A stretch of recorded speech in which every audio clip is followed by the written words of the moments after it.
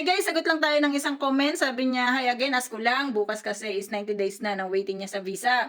Possible daw ba na makalabas na yung visa niya sa Czech Republic? So sa Czech Republic po ang usapan natin dito. So yung visa kasi guys is nakadepende po yan sa inyong employer dito sa Czech Republic. So kung ang employer nyo is matindi yung pangangailangan sa inyo, kung ang employer nyo is urgent kayo, so kahit po 2 months pa lang or 1.5 month, lalabas na po yun. Pero sa case mo, 3 months, sabi mo, mag-follow up ka lang po sa iyong agency. Kasi baka possible na inihahanda pa yung mga pwesto nyo dito, possible na hindi pa kayo ganon, kumbaga nakapuling pa lang kayo, hindi pa kayo ganon kakailangan. So, yun po yung mga possibility. Pero, guys, yung visa kasi is 2 to 4 months. So, yun yung pinaka-average talaga ng paglabas ng visa natin dito sa Czech Republic is 2 to 4 months po. So, kapag bumaba kayo ng 2 months, ibig sabihin is urgent. Kapag lumampas kayo ng 4 months, ibig sabihin naman ito ay medyo nakapuling siya. Ibig sabihin, nakapending kayo as kayo ay mga tauhan, baka may naayos sila sa accommodation. Kasi guys, hindi kayo makakapunta dito sa Czech Republic nang hindi sila kompleto sa pagko-comply ng mga documents nyo. Baka mamaya yan, wala pa kayong accommodation. So, accommodation yung titirahan nyo dito. Hindi po kayo papupuntahin dito ni ministry nang wala kayong titirahan na siguradong bahay. So, isa yan sa mga nagiging reason kung bakit natatagalan kasi hindi nakakapasa sa kanila yung inyong mga accommodation na ipinapasa ni agency nyo dito sa Czech Republic. So, bukod kasi dyan sa agency dyan sa atin sa Pilipinas, meron din po silang katay-up dito na agency sa Czech Republic. Ngayon, kung itong si agency nyo sa Czech Republic, naghanap siya ng bahay, accommodation nyo, dito sa Czech Republic. Ngayon, pagpasa nila ng mga documents na yun, kasi may documents dito eh.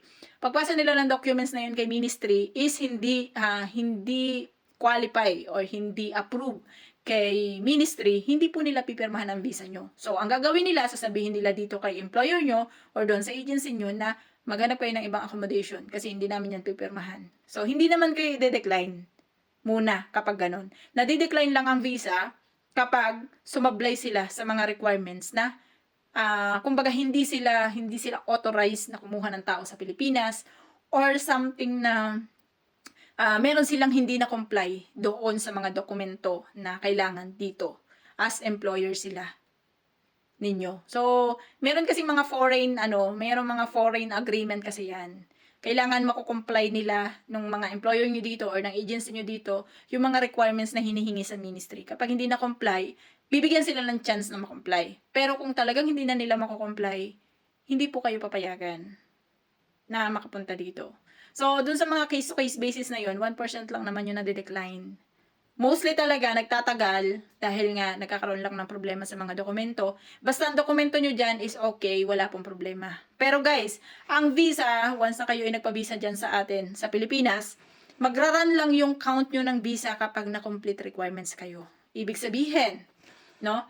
Nagpa-BFS po kayo, kunwari is January 1. So, kunwari lang to. Ngayon, na-comply nyo ang lahat ng dokumento nyo is March 1. So, sa March 1 pa lang mag-i-start yung counting nyo. Hindi kayo pwede mag-start ng January 1. Bakit? Kasi hindi pa mapo-forward yan dito sa Czech Republic kasi hindi pa kayo complete documents. Kaya po sa mga vlogs ko, sinasabi ko, kung kayo po ay pupunta dito sa Czech Republic at hiningian kayo ng requirements at magpapa-BFS na kayo, hanggat kaya, pilitin yung complete requirements kayo. So, that time na kayo po ay na-complete requirements during the verification period, doon kay BFS, is yun po yung start ng counting nyo. So, ibig sabihin, for example, kayo ay merong visa ng Martes. For example, Martes. Tapos, complete requirements po kayo. Pagpatak po ng Friday, ipo-forward yan dito sa Czech Republic, yung requirements nyo. So, ibig sabihin, from Friday, magka-count na yun. Diba? So, yun yung kaibahan kapag complete requirements ka. And, kung hindi ka complete requirements, yung requirements na ipinasa, nakapending po yan sa Czech Embassy. Nakapending po yan. So, sabi ko nga sa inyo, kung January kayo nagpa-BFS, tapos March nyo na nakompleto. So, kung kailan nyo lang nakompleto, saka lang po kayo mag-count. Sa tanong kasi ni boss, 3 months siya. So, yung 3 months po is, nasa average pa. Kasi 2 to 4 months po yung average. So, I hope nakatulong, no? So, wag ka muna mag-worry hanggat hindi siya nade-decline. So, hindi ko alam kung binigyan kayo ng inyong mga agency ng maliit na papel. So, meron silang ibibigay sa inyo na ZOB number. Kung nabigyan po kayo ng ZOB number, pwede nyong ma-check yung inyong visa kung on process pa or approved na. Pero kung hindi kayo nabigyan, no choice kayo kundi mag-follow up kay agency po ninyo. So, ganun lang. Yun lang po.